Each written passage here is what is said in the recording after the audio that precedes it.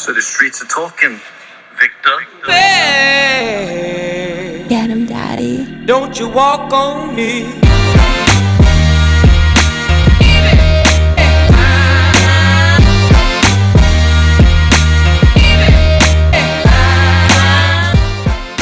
Hello. Hey, Ott, how you doing? It's Victor. Hey, Victor, doing well. How you doing? You still riding high off that big win? Oh, yes, sir. Yes, sir. Beautiful, beautiful. So I know you're a busy guy, so we'll dive right into it. So Okay. you won stage 6 and you won it far and away. How did you go about doing that? What role did the practice round play in everything? Practice for me, it was definitely one of those deals where I figured out my bite in practice and pretty early in practice, truthfully. One of the first couple places that I went ended up being my winning area, but it really helped me see the power of those creeks and just how many fish were in some of them. And I didn't really figure out the bait so much then. It was just figuring out the area. I kind of thought that bait and how you actually had to catch them would possibly change with the conditions throughout the tournament, and it did. But it was just about finding populations of fish, and I wanted going there. I like to fish creeks on the Potomac. That's the way I prefer to fish when I go up there. And so pretty early on to figure out that there were creeks that had a good number of fish in them. Gave me a lot of confidence, and I pretty well. That's kind of all I truly tried to do in my practice. Was just find as many creeks as I could. So how do you go about finding the creeks? How do you decide which is a good one? I mean, how does that work? Yeah, a lot of time on Google Earth, as much as anything. Looking at Google Earth and looking at historic pictures. Like you can go back and look at pictures of different times and stuff, and see high tide and low tide pictures, and But the better ones were definitely ones that had some flowing water coming in the back of them. That had a legit creek coming in them because the water would be a little bit cooler. Those were definitely the better ones. Hey, everybody, listen up. We're launching something big for all of our Brooklyn Fishing Club members. It's the BFC Members Only Zoom series, and we're bringing back some of our most legendary guests from the podcast. Crazy Alberto Nee, Paul Dixon, Bouncer Smith, just to name a few. These are live, exclusive Zoom calls where you can ask questions, hear stories that didn't make the show, and connect with these legends in a private, members-only setting. Want in? Go to brooklynfishingclub.com and join the club today. You can also check out the full lineup of upcoming Zooms on our events page. It's free for members, but spots are limited. Don't miss it. And so did you have one bait that stood out over the whole course of the tournament? Yeah, I mean the one creek, the majority of my fish came out of there. The majority of my weight all came out of one particular creek. I did fish some other ones, and I had some that I never did fish in the tournament. I just never, or I spent a very limited amount of time in the tournament because you just can't be two places at once. Right, yeah. That I feel like would have produced two. Would they have, I don't want to say they would have produced as well, but I know that they would have produced. I just, I do think that the one I was in obviously was a particularly good one. So did you feel like on the second day you struggled a little bit more? Because from what I could tell, you couldn't really get back to the creek you wanted to that day, right? Correct. I didn't. They were going to no wake zone going in there, and upon entering the no wake zone, there was only myself and one other competitor who fished there the first day to start with, in the back of it. When I got to the no wake zone, the other competitor was in front of me, in which I knew he would be given the reverse vote numbers, but there were two other competitors I could see. I didn't know it at the time, but there was actually another competitor already further back. So, looking at it, there's going to be four. In hindsight, there were actually about to be five, possibly. So, it was just like, man, it's just too crowded. I don't want to. Yeah. And I knew I had those other places, so I kind of didn't feel like I needed to get myself in that situation, that I could just go do something else and come back here a different time. So you ended up going back there on day 3, right? Correct. So how did that look when you pulled up that day? Yeah, day 3, I started back there again, and but the other competitor who I had been sharing it with actually didn't start in there that day, so I had the whole place to myself. He came in there a couple hours later, but yeah, day 3 started back there, and it it was odd to say, but man, it was like it was just as good or better than it had been yet. And this was only my second day in the area, but the third day that it's been fished. I know because those other competitors in there, so it's like, man, this place is producing just as well yet again, and it really shocked me that it did produce so well. Just to be quite honest. Yeah. So after that first day, did word kind of get out that you had found the honey hole? I mean, how did everybody know to go to that one creek? Yeah, I don't think. I mean, I want to give them the benefit of the doubt and say that I don't think that that's what happened. I truly don't believe that it's what it was. The second day, um, first day was calm, hot, all that kind of stuff. But the second day was windy and cloudy, and guys that were fishing more main lake type stuff, their stuff got messed up. So those guys were trying to seek refuge somewhere else anyway, and so that I feel like that's why some of those guys tried to adjust the way they did. I don't think it's like, oh, we knew what happened back here. Let's go get in on the action. I don't feel like it was that's what happened. Yeah, you think it was because the conditions kind of switched up? Exactly.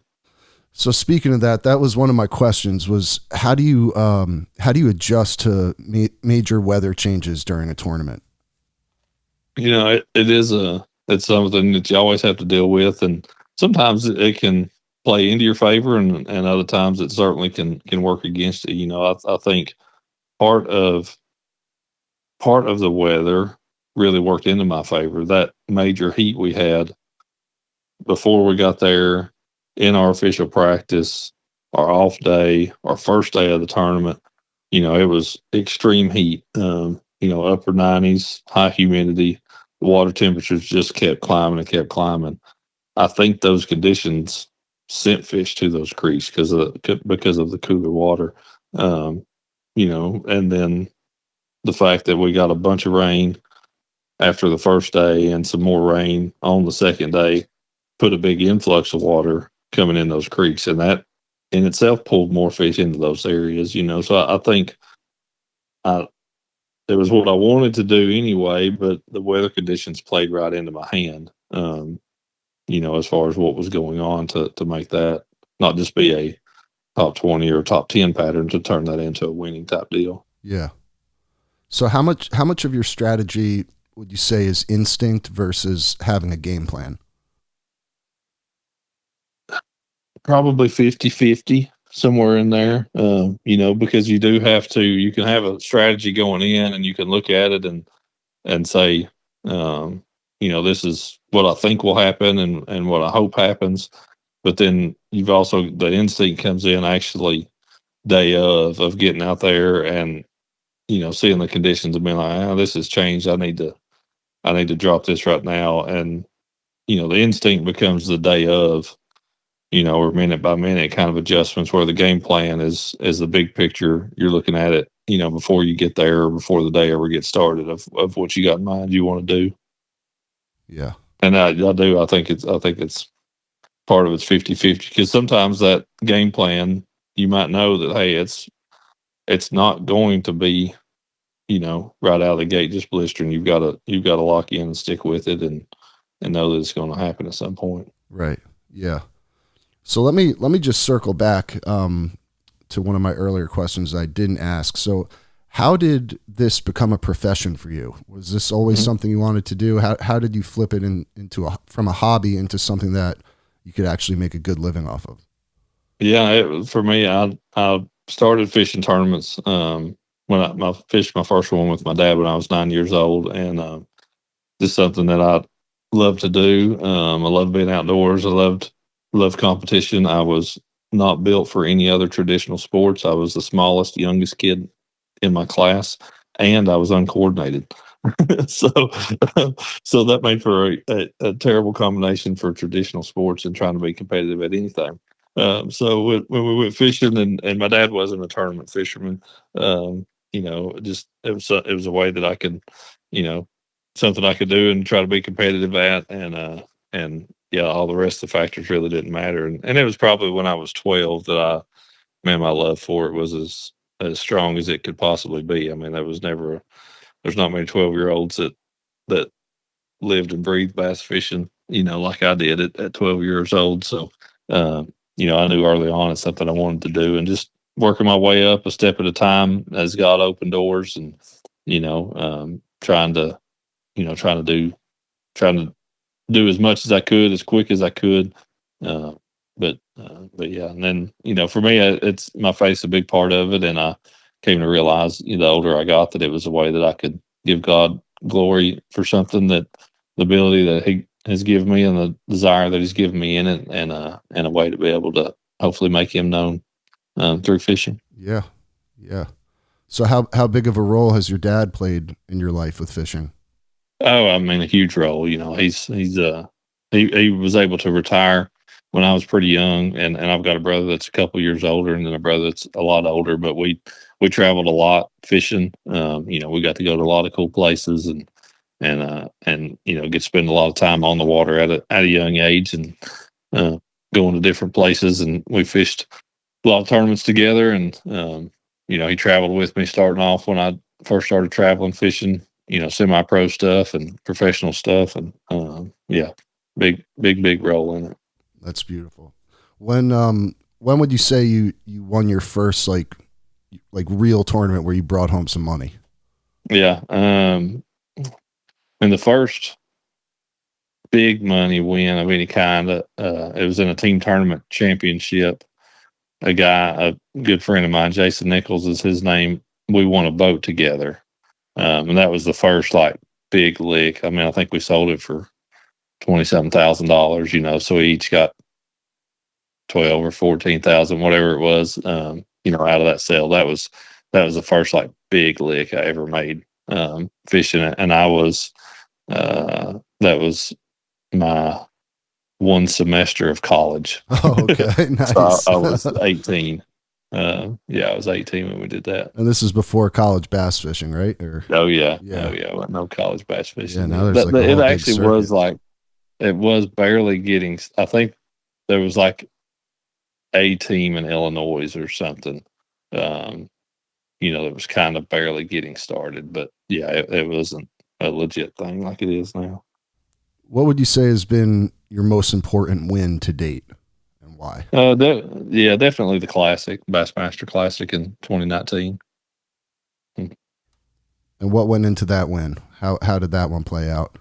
Yeah, it was at home here in Knoxville. So that was on home waters and stuff, and that was the last Bassmaster event I fished, because that was all around the timing of the Major League Fishing Bass Pro Tour starting off. It was my 8th Classic, so it was primed to be my last Classic, last Bassmaster event that I'd be fishing in for the foreseeable future. So that made it, everything about it made it special. I mean, it being my last one, it being at home, it being in front of friends and family, and on a place I grew up fishing. That was definitely a truly special one. That doesn't get much better than that, huh? No, it definitely doesn't. What was the total you weighed in for that one? For that one, it was 50. It was 5 fish, limit deal, 3-day total, 51 or so, 51 pounds, something like that. And that's for 15 bass, or am I doing that wrong? Correct, 15 bass. Yeah. Some big fish, huh? Yeah, it was good. The first day I had 20 pounds even. Wow. The next day I really struggled. I only had it was less than 11, 10 something, 10 and a half, 10 3/4 pounds. And the next day I had almost 19. Wow. That's crazy. I had 2 real good days and one pretty tough day. Is that how it usually goes, or? On that particular lake, yes. There's always going to be one day that kicks your butt. Yeah, that lake is very, very tough to be consistent on 3 days in a row. Which lake was that? That's that they call it the Tennessee River, but it was Fort Loudon and Tellico Lakes. They're actually joined by a canal. And that's someplace you grew up fishing? Mm-hmm. So Sure you went into that kind of feeling like you had a little bit of an advantage? I definitely did. Yeah, I mean it was pretty much. I don't want to say it was an unknown. There'd been some tournaments and stuff there before, but I mean of the field competing in that event. I mean Wesley Strader was in it, and there were a couple other guys who had fished maybe one or two big tournaments there, but there was one other guy in the field who had spent, more than 20 days on the lake. Everybody else, it was pretty unknown water for. Wesley Strader, he's from East Tennessee, and so he had fished there a lot. Growing up here and living here and stuff too. But nobody else in the field had been on it. Do you have any guys that you really don't like competing against, or does everybody get along for the most part? I get along well with most everybody. I get along pretty good with everybody. There are guys who don't, but I get along pretty well with everybody. That's good. That definitely helps things run smoothly, I'm sure. Yeah, for sure. So do you use forward-facing sonar? You probably do, right? I feel like everybody does. I use it. It is not a strong suit of mine. I have it kind of out of necessity. I prefer, if I can get by without using it, that's my preferred way to fish. And it's, if you ranked our guys, the group of guys I fish against, I would put myself below average with it of the guys that I compete against. I'm a lot better angler without it than I am with it. But there's some events where it dominates, and I have to use it to be relative. Yeah. Why do you think you're better without it? It's just how I learned how I fished for how many hundreds of thousands of hours without it. Right. And so fewer hours with it that, just the system that I have for fishing it's kind of hard to change. Yeah. And adopt something that is, for me, forward-facing sonar is one of those things that I can't partially use. Meaning, I can't look at it and then go back to what I'm doing. If I'm using it, has to be my sole focus. Gotcha. Like I can't partially use it and use it and look away, use it and look away. I have to be all or nothing. So, and my nothing without it is what I've done for 30 years at this point. Right. And I don't feel like I'm terrible at the not using it part. And so trying to semi blend the two has been a tough go. I hear you. It's either all or nothing. Yeah. So do you think, sorry, let me rephrase that. What do you think is a tactic or a technique that's often overlooked by weekend anglers? Man, there's lots of those. I feel like, overall, if I had to pick, one or two or something, I think, and for the way I like to fish, we'll go that route. Most places, most times of the year, is just how shallow fish will be. And that, I've caught fish that would blow people's mind how shallow they were in December. And I've caught fish that would blow people's mind how shallow they were in August. So it's not necessarily a time of year thing. It's, there's other conditions that go along with it. But, I think that would be one, is that a lot of weekend people want to think they're fishing shallow when they're in 3 foot of water. This particular wind out up here this last week at the Potomac River, and that's tidal, and fish on tidal fisheries are generally shallower than others. But I don't know that I caught a fish that was legitimately 36 inches deep. Wow. Not the depth finder reading 3 feet, but literally stick a ruler in the water. I don't know that I caught one 36 inches deep. I caught a lot of them that were between 8 and 18 inches deep. Wow. So truthfully, just how shallow fish are and like to be a lot of times, I think would really, really surprise people. That's crazy. So that last day on the stage 6, how many bass did you bag on that last day? How many bass I catch all together? Yeah. My for scoreables, I think I had 32. Yeah, no. So that was Yeah, pound and a half. 32. I guess I was just asking for just specifically on the last day, like how you did. Yeah, I had 32, but I probably caught 40. I probably had another 8 non-scoreables as well. Oh wow, I think I misread that. So on the last day, you put up 78 pounds, 11 ounces for 32 Correct. bass. That was in one day. That was a one day, yes, sir. That's crazy, man. Yeah. That's crazy. I mean, when you go out and just fish for fun, I mean, that has to be, even if you're just fishing for fun, that has to be a big number day, right? Oh yeah, no, and I had, the first day of competition, I had a similar day. I think I might have even had 34 that day, but not quite as big a weight. I had 70 pounds even or so. But yeah, no, anytime you get in that, for me, just go out fishing and, if I'm in that on a tournament day, if I've had 20 scoreables, like 20's an above average day for most places you go. You get to 30, man, you've really caught them. You get anywhere north of that, it's been a heck of a day at that point. Yeah. And so yeah, I had some, obviously had some non-scoreable fish in there. It was in the 40, 45 range as far as the number of fish that I caught just on that final day alone. What made them non-scoreable? Were they too small, or they touched the deck, or what happened? No, too small. So that's okay. on this event, it was a 1 pound 8 ounce minimum. So okay. Yeah, as long as they weigh 1 pound 8 ounces, they go on your total. Does that seem to be like what determines what the limit, or what the minimum weight? Yeah, the minimum weight. Yeah. How do they do that? Yeah. Most of our events, it's pretty much either 1/8 pound and a half or 2 pounds. okay. And it kind of depends on the fishery. This fishery would have been totally fine to have done a 2 pound minimum on. But they wanted to really showcase just how good the numbers were there. So Right. I think that's why they stuck with the 1/8.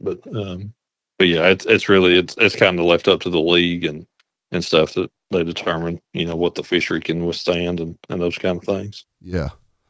And it seems like with the score tracker system in place and everything, it seems like that system, or that area that you're fishing, those fish are going to remain healthy. They're going to shoot back to wherever they were living. It's not like they have to get lugged back to the weigh-in, right? Exactly. Yeah, no, that's a great thing. I mean, that fish is out of the water 15, 20 seconds. Wow. And then it's put right back in the water and, able to go right back wherever it wants to at that point. Yeah. So that is a great thing with it. It's catch, weigh, release, and pretty minimally invasive. Yeah, that's a game changer, that thing. Yeah, definitely. So what was your biggest bass of the last tournament? Of the whole thing, I had a 3 pound 10 ounce, I believe, on the first day. That was my biggest one. So these weren't like super large bass. So you're kind of grinding it out on little ones, huh? Not little ones, but you know what I mean. Yeah, mid-size type stuff. Yeah, no, that's the thing about the Potomac River, that fishery, that it has obviously a lot of fish. But I think the big fish for the whole event, I think there were a couple 5-pounders caught. And I think throughout the course of the event, there might have been 15 or 20 4-pound fish caught. But the number of 2 and 3 pounders is just phenomenal, Yeah. So that's what makes our, that to me, you're able to really highlight a fishery like this based on our format over a 5-fish limit, because 5-fish limit, those couple guys that caught 5-pounders, they're going to have really good finishes. Yeah. Just because they caught a fish that was that one lucky fish. They didn't do anything any different to catch a 5-pounder than I did to catch a 2.5. but those 1 or 2 bites are going to really separate them in a 5-fish limit, where in ours, the number of 2 and 3 pounders that you caught, far and outweighed over the course of the event to really show who had a better event as far as that goes. So how do you know when to switch up the baits when you're on these events? I mean, does it get a little bit slow and then you're like, all right, I've got to change it up? When does it click for you that you're like, all right, I got to try something new? Yeah, that's definitely is where the instinct part of it comes in, and kind of trying to read the conditions and understand the little nuances of, maybe it's got to do with the weather. You've had some clouds move in, you've had some rain, wind pick up, or the opposite of those. The sun's popped out and now it's getting still, and it's the fish are going to go to the shade more. So those type of environmental factors at that point or will help you try to figure out where those fish are going. Yeah. And a big thing up there for me, like the second day was my toughest day, and that was the day that we had a lot of clouds, a lot of rain, more wind. And what happened on that day for me was shade become less important. Where all the other days that were bright sunny, the shade was really, really important. So whether that was wood or that was the pads, it was creating that shade. That's where those fish would go to, and that's where the strike zone was. Where on those days when it was cloudy, those fish were kind of out moving around, roaming, doing whatever, and it made trying to target those fish a little bit harder for me to do, because I wasn't able to focus on stuff creating shade. Yeah. So it seems like you prefer to fish shallow. Is that accurate? It is. Yeah, absolutely. Yeah. So when you're forced to push out and fish in deeper water, how do you adjust to that? Those are the times when I will rely on my electronics, whether that is implementing forward facing sonar or even just my mapping. Mapping is a big thing anytime you're fishing offshore and fishing stuff that you can't see. Being able to follow contour lines and that type of stuff, but it does become much more of an electronics deal. But if I'm able to, when I'm in deeper water, to catch fish still on a moving bait, that's something that I like to do. If I have to fish out in deep water with something slow, man, it gets hard for me at that point in time, because unless I know the fish are there and I'm putting the bait right in front of them, I kind of feel like I'm never going to hit one on the head. Yeah. But you just stick with it and just keep going. That's it, right? Yeah. Yep. Exactly. Do you have any superstitions when it comes to fishing? No, I don't have any superstitions. I will absolutely eat a banana in the boat. I love to catch one on my first cast. I always say I got too much faith to have superstitions, and I'm not superstitious. I'm not even a little stitious. I love it. That's awesome. That's awesome. So we talked about your most important win. That was in 2019. What has been your most frustrating loss? Frustrating loss. It wasn't like a fish I had. It wasn't a fish I had on or anything, but the 2023 season on Bass Pro Tour, I ended up actually tied for second in the points. I've came in second, and that time tied for second, lost the tiebreaker. Actually, technically ended up third, but I've came in second and or that third in the Angler of the Year points 4 different times. I've never won an Angler of the Year. But in that 2023 season, I made 5 of the 7 points events. I made the top 10 in. Wow.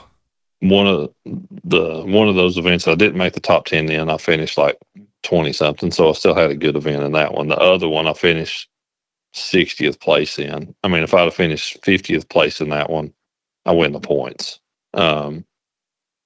That one was probably my toughest. I didn't have a fish on that I could point to and be like, this was the fish that cost me or anything. The second day of that tournament, I made a bad decision on what to do, and that was what cost me.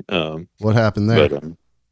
But The first day I had a decent day. I had like there was a 5 fish limit then. I had 17 pounds, which was solid. I was in the, you know, middle of the pack in the teens or something, teens or 20s. And the wind was going to blow the next day. And I just decided to try to play it safe and go fish in the river that was there. This was on the Lake St. Clair, to try to go fish in the river and play it safe and stay out of the wind. And, thought that I could catch another 17, 18 pounds there doing that. And only ended up with 15 that day. And again, that was a 5 fish limit, so the weights were much tighter. But just really, really struggled on that day to get the size that I needed, and should have went, one of those kind of deals where the area where I fished the first day, it would have been harder to fish, but there was so many more 3 and 4 pounders out there to be caught than where I was at. One of those kind of deals. So how do you bounce back from something like that and kind of clear the slate and be like, all right, I'm just going to try again, do what I know, works, and go out and try to win again. How do you do that? Man, it is, it can be hard to put those behind you a little bit. But at the end of the day, like I've mentioned a few times, my resting my faith and knowing that, that God's got a plan in all of it. And at the end of the day, fishing's my job. It's how I provide for my family. But at the end of the day, it's not the most important thing in life. I hear you. It's got to be hard to, that line has to get blurry, because you're out there trying to provide for your family. I'm sure, you're spending a lot of time on the road away from them, right? I mean, when you come that close to winning, it's got to be like, oh my gosh. Yeah.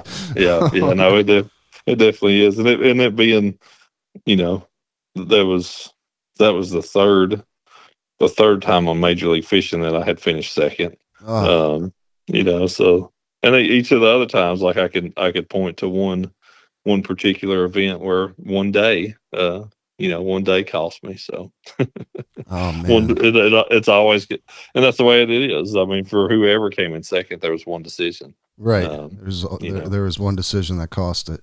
Yeah. Hey, everybody, listen up. We're launching something big for all of our Brooklyn Fishing Club members. It's the BFC Members Only Zoom series, and we're bringing back some of our most legendary guests from the podcast. Crazy Alberto Nee, Paul Dixon, Bouncer Smith, just to name a few. These are live, exclusive Zoom calls where you can ask questions, hear stories that didn't make the show, and connect with these legends in a private, members-only setting. Want in? Go to brooklynfishingclub.com and join the club today. You can also check out the full lineup of upcoming Zooms on our events page. It's free for members, but spots are limited. Don't miss it. So you're on the road a lot, right? How many days out of the year are you on the road? It's probably about 100 anymore. Somewhere in that range, somewhere around 100, I'd say. That's a lot. Maybe a few more. Mm-hmm. That's a lot. And are you out there on your own? Do you have somebody that travels with you? How does that work? Yeah, for the tournaments and stuff, there's actually 3 of us, Andy Montgomery and Edwin Evers and myself. We all travel together. Oh, that's cool. We're good friends and roommates, and we travel together, and we actually film a YouTube series called After the Cast. We do that together. Very cool. As well. I was about to say that sounds like you guys could have a little reality show going there with, with the behind the scenes footage of all that. yeah, absolutely. That's so we've got a guy who travels with us and captures all that and edits it and everything. What's that called? Beyond the Cast? After the Cast. After the Cast. Gotcha. Yeah. Very cool. How long have you been doing that for? This is the second season of it. Now, when you say a season, how many episodes goes into one season? It ends up being about 10. Yeah. That's cool. What have been some Mm-hmm. highlights from doing that? Oh man, lots of ice cream. Yeah, we eat a lot of ice cream on there. Is one of the biggest things. You do like ice cream reviews? Yeah, we should. Yeah, yeah, we definitely should. You get some companies to start sending you free ice cream. Just do reviews. Yeah, no doubt. There's been some haircuts. Bets that have arranged or played out in haircuts, and do a. We've done some 1v1 fishing challenges and stuff that were fun. Yeah, no, we try to have fun with it. That's great. It's great that you guys have each other out there and you're not just, out there solo missing your family. Yeah. At least you have something to kind of distract you a little, right? Yeah, exactly.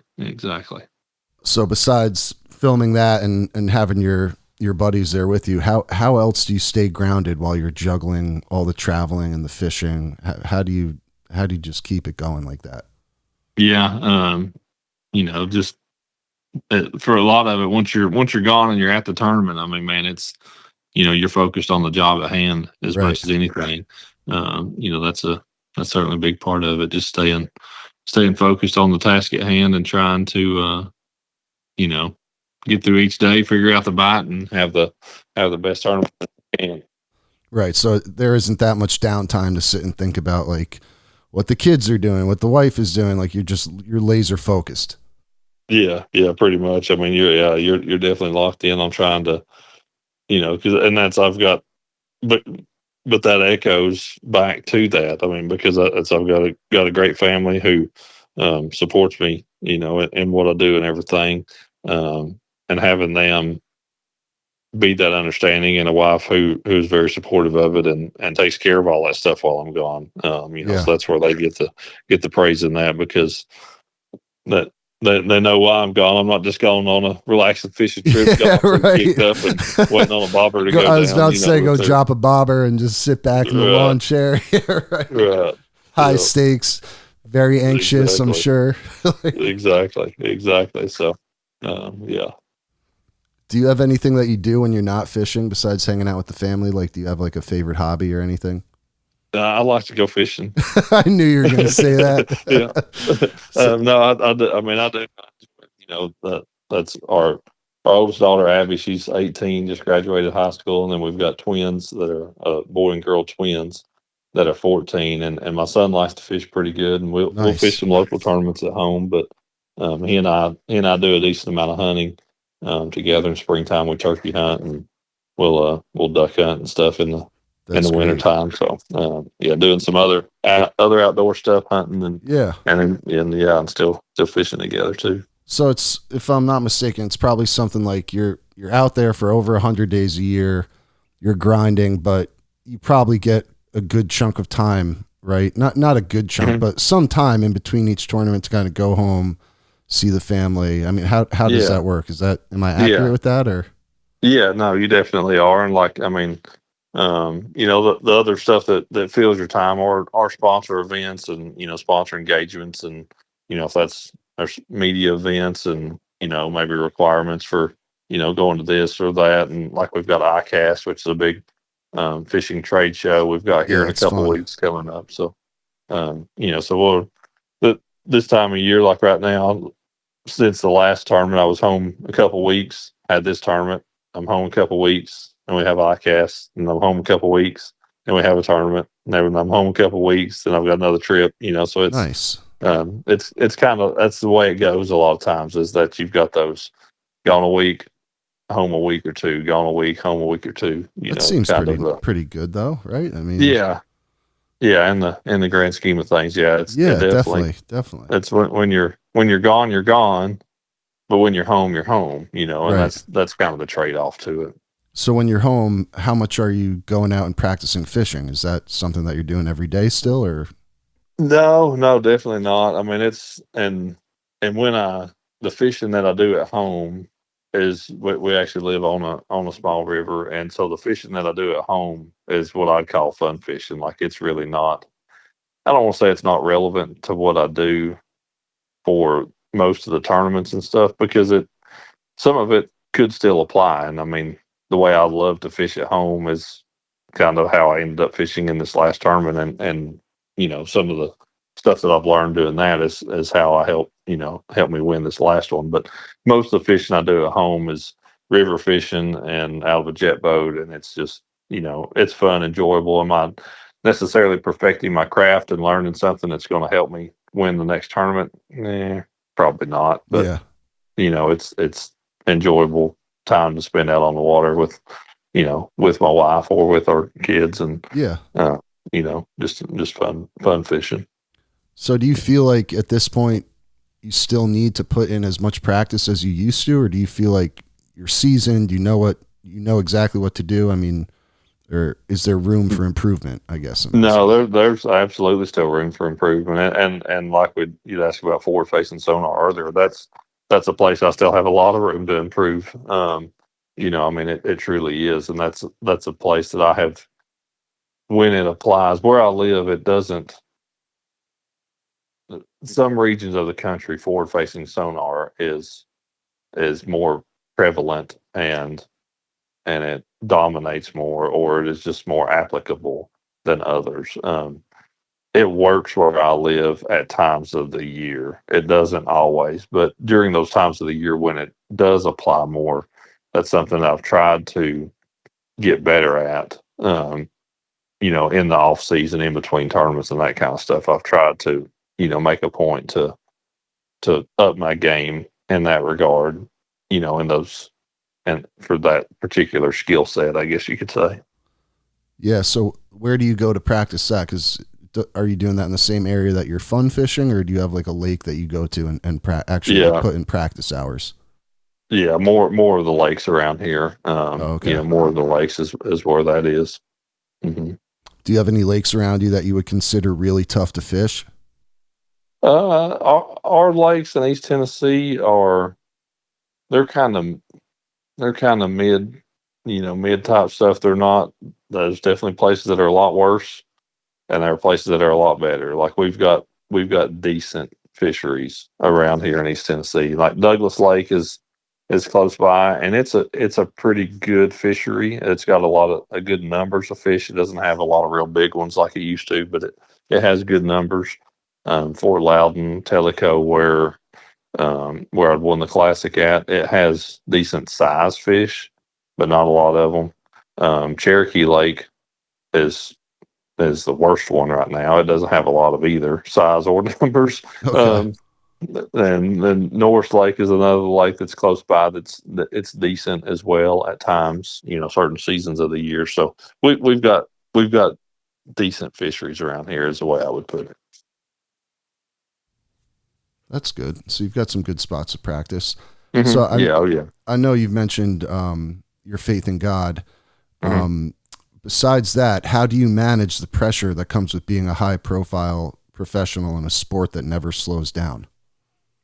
I would actually say my family does a good job of keeping me humble. Okay. When I don't have a good tournament, they tell me how much room I have to improve. Do they really? I mean, they do it in a loving way. That's great. They do it in a loving way. But no, and it's good. It does keep you humble. But I mentioned it, about my wife Jenny, and she's such a big part of my success on and off the water, because she does. I mean, she manages the family, she manages the business. I truly, I do some posts on social media, and I go fishing. Like, I mean, that's kind of the extent of the side of my job that I cover. It's pretty sweet. and I do the interviews. I mean, like that's pretty much my role in the whole thing. Is being the face of it, and being the voice of it, and going actually catching the fish. But all the stuff on the back end, scheduling stuff, sponsor engagements, billing, paying the bills, getting the invoices, like all the things. Like, I mean, she handles all those aspects. She's of like it. your agent. She's like your manager. Absolutely. And you guys have been together for a while, huh? Yes. Yeah. We've been, this August will be 21 years we've been married. So congratulations. Yeah, you said her name's Jenny or Ginny? Jenny, Jennie, Jenny. Jenny, shout out to Jenny, holding it down for Ott. Holding Absolutely. everything together. She deserves a major shout out. Yes, she does. Major shout out. So she's holding you down. You got the kids to keep you humble. They're like, Dad, you could have done better on this one. Exactly. Whatever they say to you, and you're like, yeah, I know. That's right. Oh, man, that's great, though. Yeah. What advice would you give to young pros who are trying to build a career without burning out? Man, to focus on that, at whatever age it was that you first got excited about fishing, and whether that was you caught a 2-pounder in a pond on a popper, or you were out in the lake and you caught a 5-pound, you caught a 5-pound bass. Whatever that moment was, it was just that you got super excited about fishing. To remember that feeling, even when it's like things aren't necessarily going your way, and you know things are hard. Like, to go back and remember that. And for me, I can remember we took a family trip to Lake Okeechobee, Florida.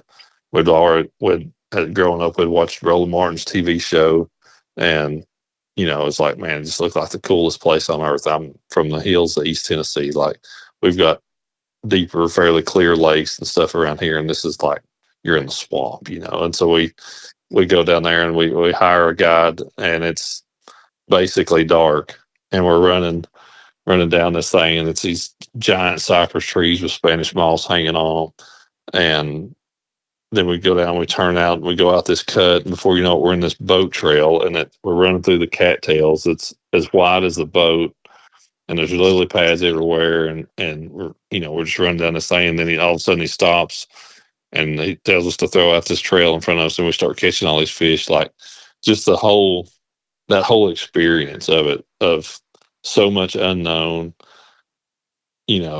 completely different environment, and going to new places and seeing new things. Like, hold on to that childlike excitement of realizing that you're getting to do something, and you're getting to see things that you'd otherwise never get to do. I mean, the places that bass fishing has taken me, from upstate New York to South Florida to Italy, Wow. I've been a lot of really cool places for bass fishing, but that if you're getting burnt out, to really sit down and reflect on the parts of it that aren't just your tournament finishes, that look at all the experience that you're getting and the memories that you're building along the way, and you take some of the focus off of how did I finish in this tournament, how many points do I have, am I, obviously you got to pay your bills, you got to those kind of things, but lose a little of the burnout and realize just how blessed you are to get to even live in a country where we get to chase those kind of dreams, where we even get to have those kind of dreams, and get to see the things we do. Yeah. So you mentioned Italy. What were you doing in Italy? Fishing for bass. Fishing a tournament. But there was a tournament over there? Yeah. Nice. It was a deal with Bass Pro Shops.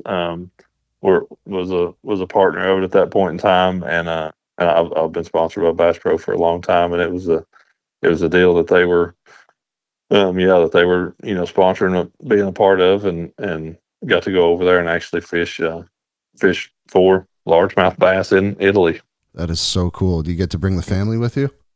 Jenny got to come with me on that nice. trip. That's awesome. Yeah. How long were you there for?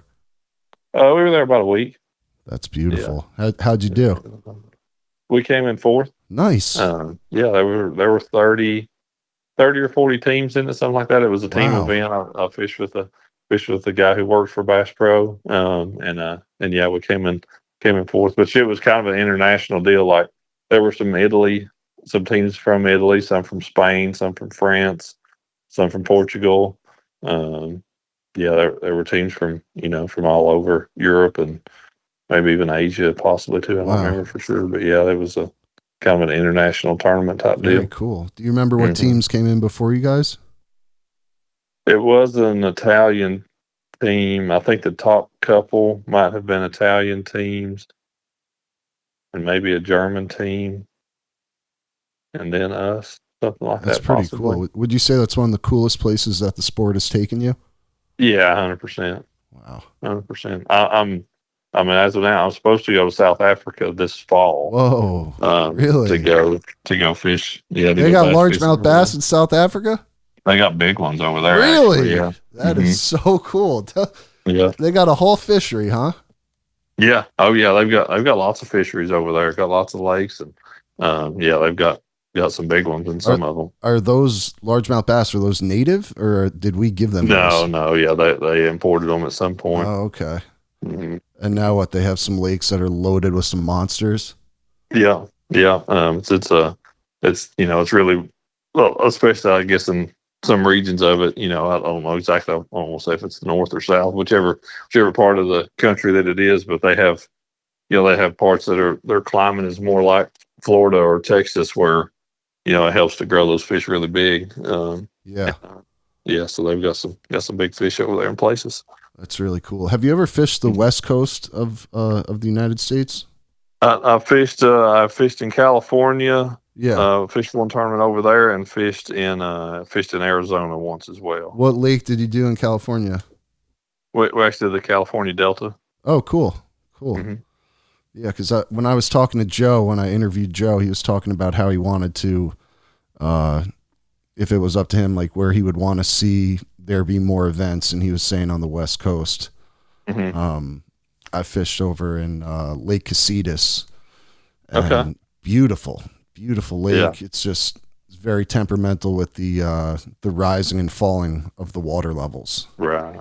Right. So how do you deal with that when you've got the rising and falling water levels, especially with the tidal places you fish? Mm-hmm. I mean, how can you accurately judge what that tide is going to do to that back creek?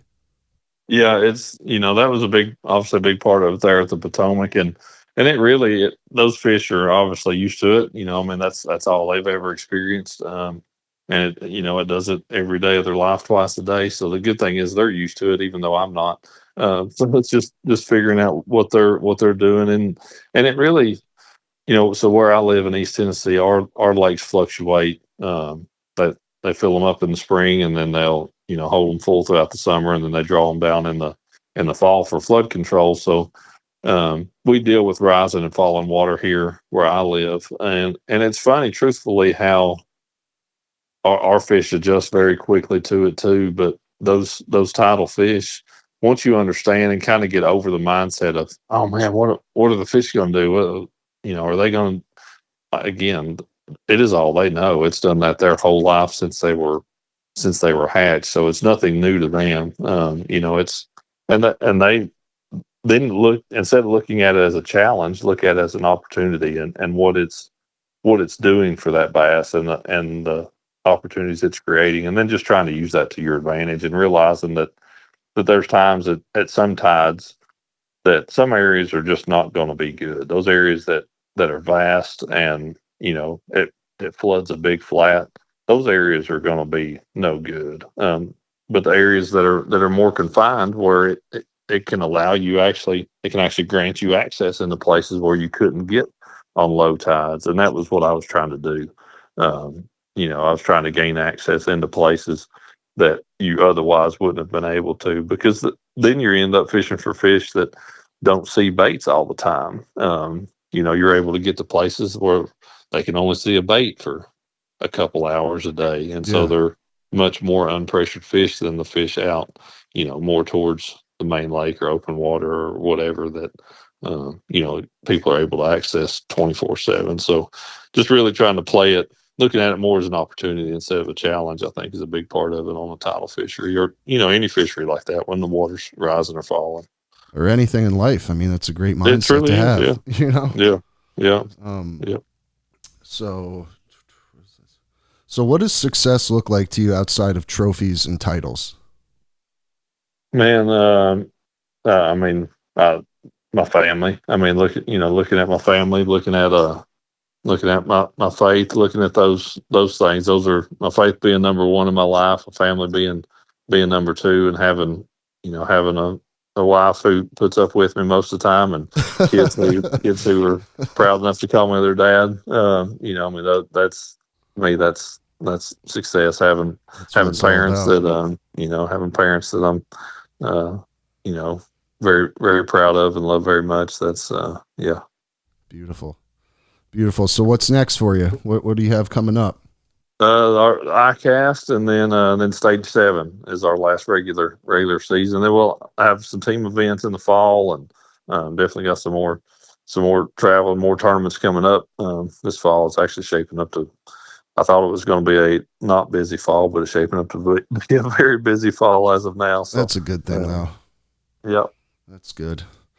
All right. Well, listen, I know you've got another interview coming up. I know you're a super busy guy, but I just wanted to say thank you for calling in and sharing your story with us. I really appreciate it. Absolutely.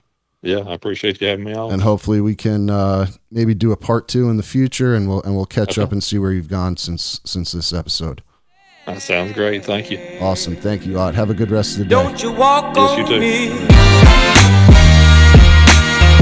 me.